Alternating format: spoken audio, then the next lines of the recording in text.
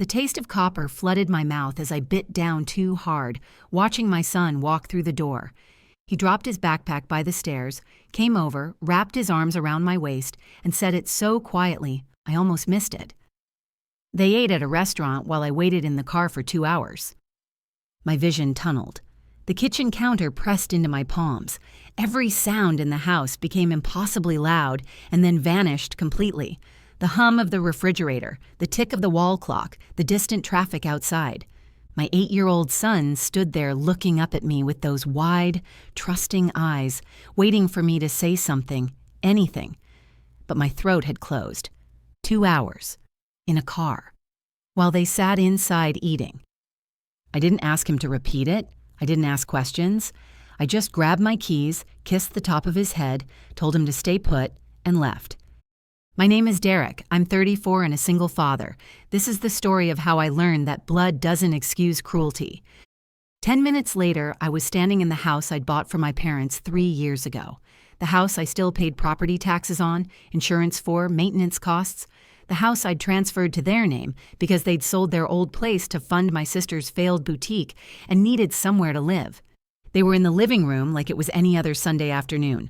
Mom folding towels. Dad with his feet up, iced tea sweating on the side table, some cooking show playing that neither of them was watching. Neither looked surprised to see me. You've got 24 hours to pack your things. You're leaving. Dad's face went from confusion to amusement in about 3 seconds. He actually laughed. What are you talking about? You left Tyler in the car for 2 hours while you went to lunch. The silence that followed felt like falling. Mom's hand stopped mid-fold. He didn't want to come in, Derek. He was being difficult before we even got there, throwing one of his little fits. We figured it was better to let him sit it out. It was only 2 hours, Dad added, like that made it okay. We checked on him halfway through. He was fine. Who else was there? Mom glanced at Dad. What do you mean? At the restaurant. Who else? Your sister and her kids. The room tilted slightly. So you made a reservation for 5 people. My sister, her 2 kids, and you 2. No seat for Tyler. He's been too much lately, Derek. Mom's voice had that defensive edge I'd heard 1,000 times. Her kids are easier in restaurants. They know how to behave. Tyler doesn't listen. We weren't going to reward bad behavior by letting him. Stop talking. She did. I looked at my father. Would you have left Megan's kids in the car? He didn't answer. He didn't have to. I'd known for years they favored my sister. Everyone in the family knew. When they sold their house, every dollar went to her. The apartment down payment, the boutique startup costs, the inventory that never sold. When I'd confronted them back then, they'd said they trusted me to make it on my own, that Megan needed more help. I'd swallowed it, kept helping them anyway, paid their bills when they fell behind, fixed their car, bought them this house. But this wasn't favoritism. This was something else entirely. You have until tomorrow night. After that, I'm changing the locks. I turned and left before either of them could respond. 20 minutes later, I was back home. Tyler was on the couch when I walked in, watching cartoons with his legs tucked under him. He looked up when I came through the door, and for a second, I thought he might ask where I'd gone. But he just smiled and turned back to the TV. I sat down next to him and pulled him close. He leaned into me without hesitation, still watching his show, completely unaware that I'd just blown up our family. The next morning, my sister called, not to ask about Tyler, not to apologize, to tell me I was overreacting. Mom's devastated. Do you have any idea what you're doing to her? Over what? A little misunderstanding? A misunderstanding. He was fine, Derek. He's always fine. You baby him too much, and now you're punishing Mom and Dad because... I hung up. That afternoon, I met with my lawyer to draft an official notice of termination of occupancy. The house was technically still in my name. I'd transferred it under a private family agreement, but the title remained mine. I'd been letting them live there rent-free while covering every expense. I printed the document, made the drive back to their house, and left it in their mailbox. Didn't go inside. Just took a photo of the envelope, texted Dad to check his mail, and drove home. Within an hour, my phone exploded. Mom sent screenshots of old receipts from when they'd helped me after college. Grocery money, a used car, first month's rent on my apartment. Like she was cashing in favors from 20 years ago. Dad tried guilt, said I was tearing the family apart over a dinner. But I wasn't angry anymore. I was cold, focused, because it wasn't just about the restaurant. That was just the most recent, most visible example of something I'd been ignoring for years. The way they'd always treated Megan's kids like golden children, while Tyler was just an obligation. The way they talked about him. Too energetic, too much, doesn't listen. Like he was a problem to be managed instead of their grandson. Tyler was 8 years old, bright, curious. Sometimes full of energy, yes, but never difficult, never bad. The way they discussed him made my stomach turn. 24 hours later, I went back. The energy in the house had changed. Half-packed boxes sat in corners. Dad was on the couch, staring at nothing. Mom was in the kitchen, aggressively wiping down counters that were already clean. "Do you understand why this is happening?" Dad looked up at me. "Your son brings this on himself. He acts out. He doesn't listen. We weren't going to reward bad behavior." That was it, the final nail. "You have until 6 o'clock tonight. After that, the locks get changed and I file for formal eviction." I left. That night, Mom posted on Facebook.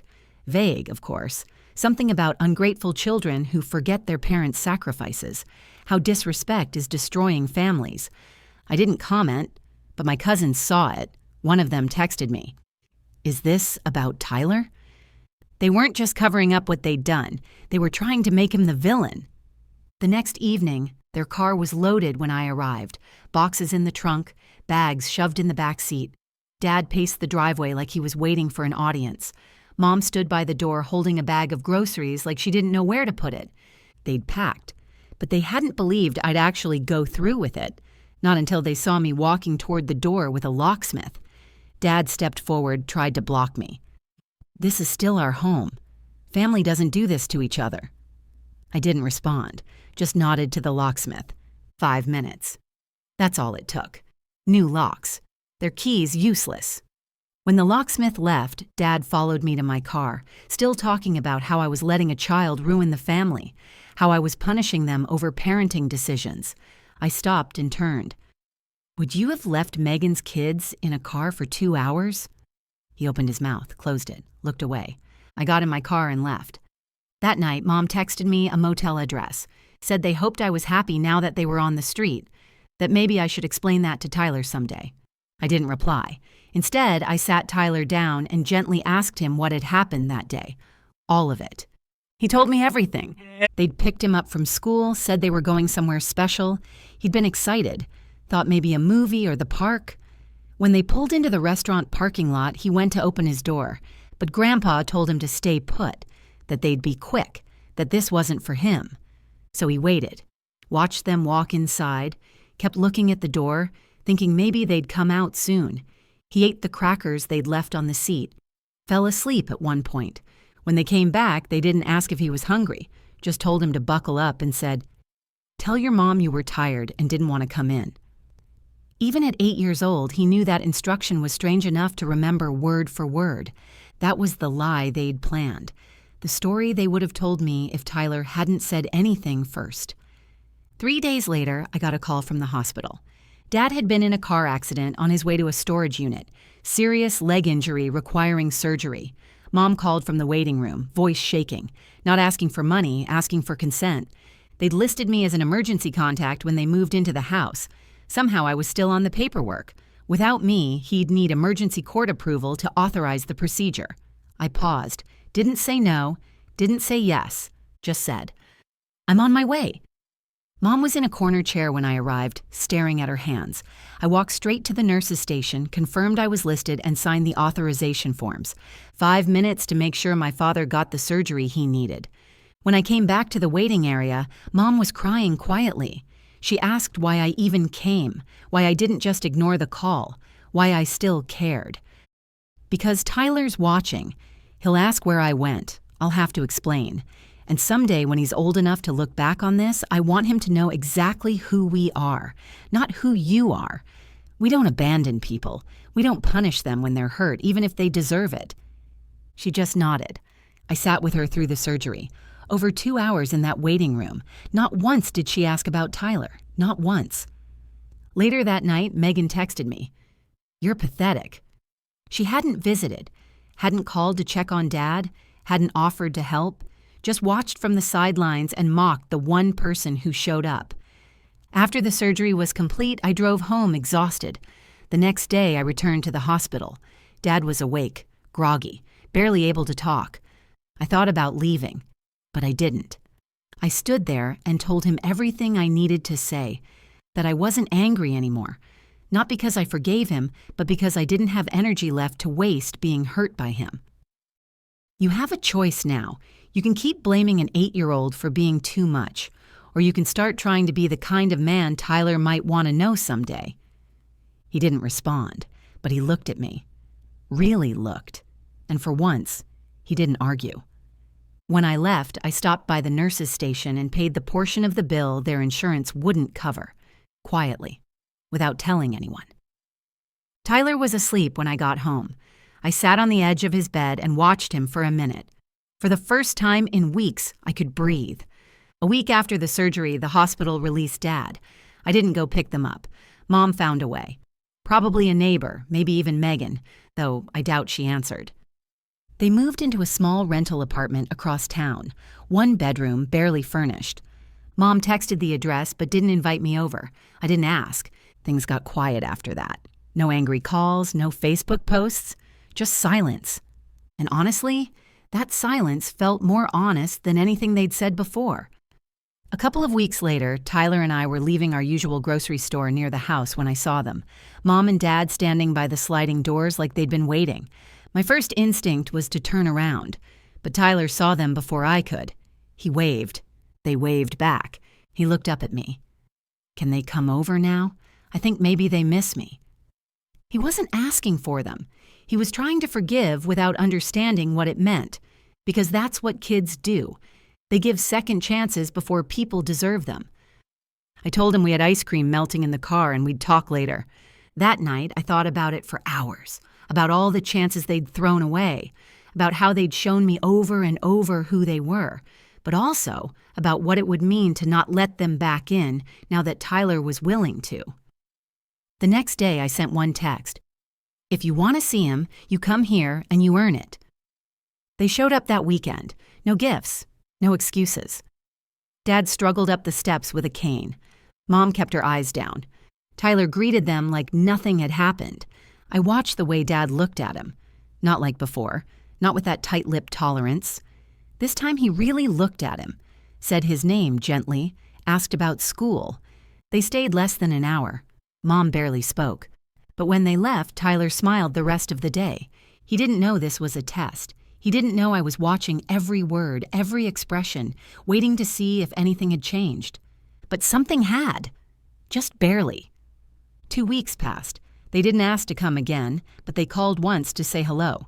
Dad asked if Tyler wanted to get a burger sometime, just the two of them. I said, "Not yet." That invitation still sits on the table between us, a test neither of us is quite ready for. They didn't argue. That's how I knew something had shifted. For once, they were waiting instead of pushing. Then one afternoon, my cousin Emily called, sounded confused, almost amused, asked if I'd heard what happened with Megan. She'd gotten the story from our aunt, who'd witnessed part of the confrontation firsthand. I hadn't heard anything directly. Turns out Megan had gone back to my parents, or tried to, after finding out they weren't helping with her rent anymore. She'd expected them to move in with her, help with bills, babysit like before. They said no, flat out no. She exploded, told them they'd picked the wrong daughter, accused them of betrayal, stormed out and hadn't spoken to them since.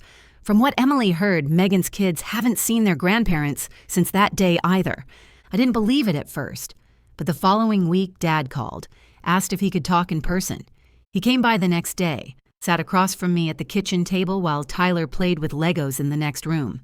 Dad didn't apologize exactly, but he told me he'd seen something clearly for the first time. How much damage had been done by all the small decisions, all the times they'd brushed things off, ignored what was obvious, made excuses for what wasn't fair. Then he said something I never thought I'd hear. "You were the one who showed up when it mattered, not her, not ever. And I'm sorry it took me this long to see it." He didn't cry, didn't try to hug me, just sat there, owning it. And that meant more than any performance could have. Since then, it's been slow, careful. They've seen Tyler a few more times, always on neutral ground, the park, the ice cream shop. They're still in that small rental apartment, managing on their own for the first time in years. I watch their words. I watch their faces. I watch everything. But Tyler's happy. He laughs. He asks when we'll see them again. So I let it continue. One cautious step at a time. As for Megan, we haven't spoken since that text calling me pathetic. She made her choice when Dad was in the hospital, and I made mine. That door is closed now, and I'm at peace with it. I'll never forget what they did. I don't need to. That part of the story doesn't get erased. But I did something I wasn't sure I'd be able to do. I let them earn their place back. Not because they deserved it, because Tyler did. And that's where we are now. Not healed, not whole, but finally honest. And that's more than we ever had. Before you go, here's a quick bonus for sticking around. If you love learning and growing like I do, you need to try audiobooks. I've got an exclusive deal with Audible. Your first month is completely free. That's access to over 500,000 titles. Zero cost to you. All the details are waiting in the description. Don't miss this one.